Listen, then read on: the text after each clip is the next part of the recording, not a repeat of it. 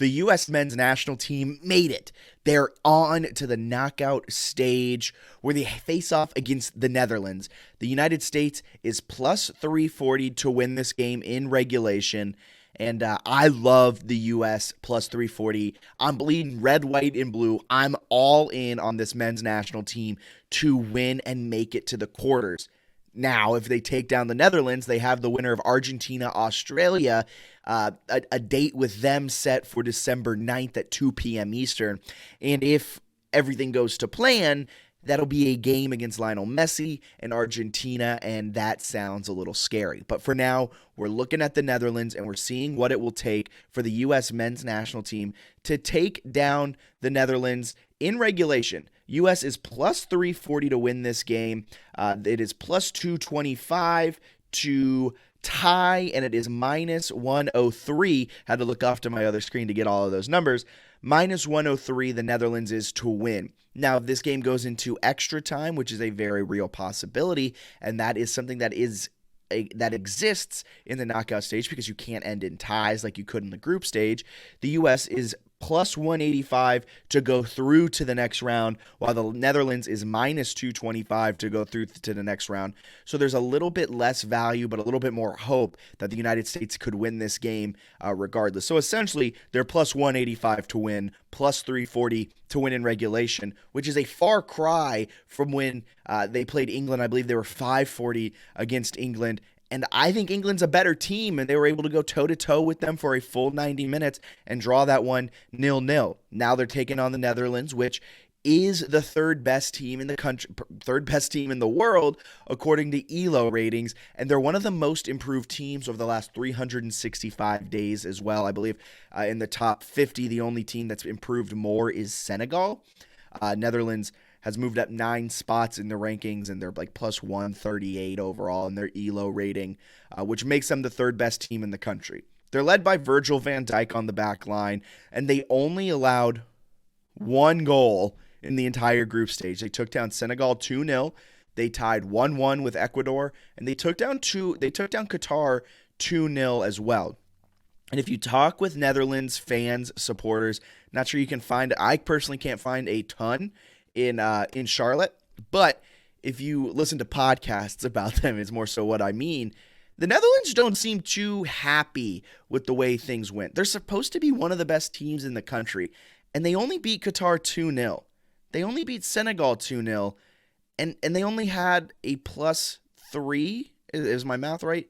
Plus 3 goal differential, plus 4 goal differential. They had a plus 4 goal differential against teams they really should have walked all over. The best team in their group was Ecuador, who's 19th in the ELO ratings, and they tied them 1-1. The United States is a much better team. I believe they're top 12 or top 13 in the ELO ratings. So this is the best team that the Netherlands has faced this entire World Cup, where the United States was going toe-to-toe with England, one of the better teams in the world as well. The formula that this team has deployed, it's going to need a little bit of tweaking, though, if they want to win this game in regulation and cash that plus 340 ticket. They've played the first 45 minutes extremely well. The United States has created opportunities, created a lot of chances, and gotten shots off in that first 45.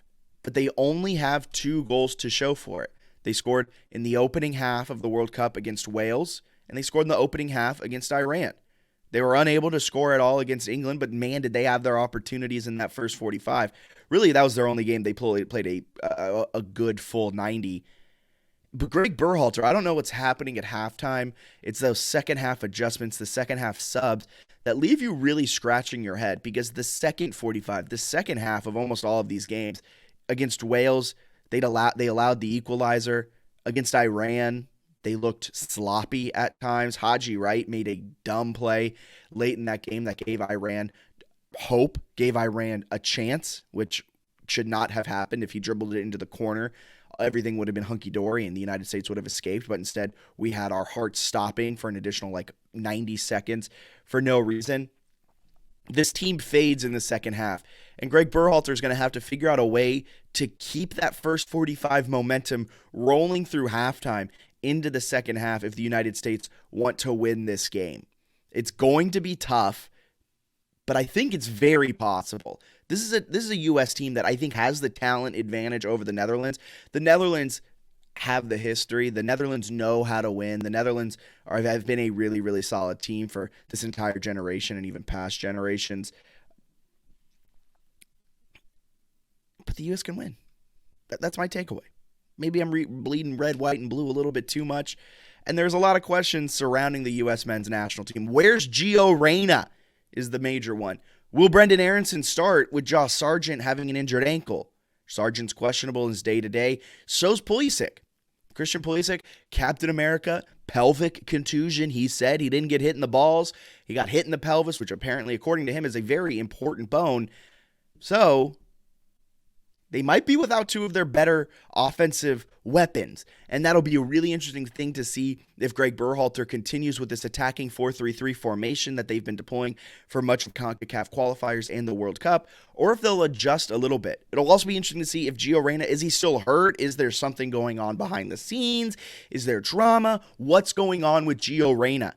Will he get the start in this one with some injuries, with some question marks around this front line of the United States? Brendan Aronson might get the start. He might get the start over Josh Sargent. There might be some moving and shaking going on within the midfield, seeing what happens. Tyler Adams has been fantastic for the United States, and he's going to have to continue to be fantastic. Weston McKennie's going to have to connect on some of these shots. He's put it over the crossbar one too many times. Tim Weah, same thing. They're going to have to capitalize on their opportunities, and they're going to have to do it. I think if they can score one early, they might be able to win this game 1-0, but you got to capitalize on the opportunities. This team continues, especially in the first 45, continues to get amazing opportunities, and they just haven't been able to finish. We also might see Jesus Ferreira get a start with Josh Sargent out. You might see Ferreira move to that striker position. Maybe Tim Weah on the right wing comes into striker, and Jesus Ferreira plays more of a striker.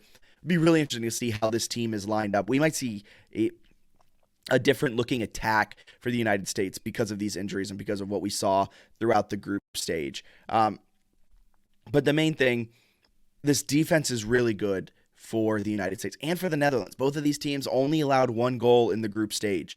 For the United States, it came in the second half of the first game. And for the Netherlands, it came in the second game against Ecuador. But I think the door is open. If you're a United States fan like I am, You like the Netherlands matchup a lot better than getting, say, Argentina or France or Brazil or one of those true powers. You think the Netherlands are capable of being beat. You're less of a dog than you were against England, and against England you were able to get out a draw. Should be able to get out a win against the Netherlands. You should be. This is a young group. This is a talented young group. They haven't been here before. This is the biggest games of their lives, so we'll see how that happens. But they also are young, where they might not know they're supposed to lose this game. So we'll see what happens. My pick, USA to win 1-0. We're 2-1 in our best bets for the World Cup. We correctly predicted the 1-1 draw with Wales. We were wrong on, I believe it was a 2-0 loss to England is what I predicted. It was a 0-0 draw, which was great for the U.S. Very happy with that. And then we hit Iran, a 1-0 win for the United States. We're on USA to win 1-0. So that means we're on USA plus 340. I think this is done in regulation. And we're also on the under. The under is set at the total goals for this game is set at 2.5. I'm all the way on the under. Two really, really good defensive teams. Tyler Adams has been monumental as a center defensive mid for the United States, has been cleaning up a lot of messes. Turner has been amazing between the pipes. So, and the Netherlands on the other side have one of the most prolific and best defenders in the entire world in Virgil van Dijk. So I think whoever gets the early lead, whoever can get that first goal will win this game. I think the United States, the way they've been able to play the first 45 in all three of their games, they should be able to create chances. They should be able to create opportunities. Will they be able to finish them? I hope so, because if they do, they win.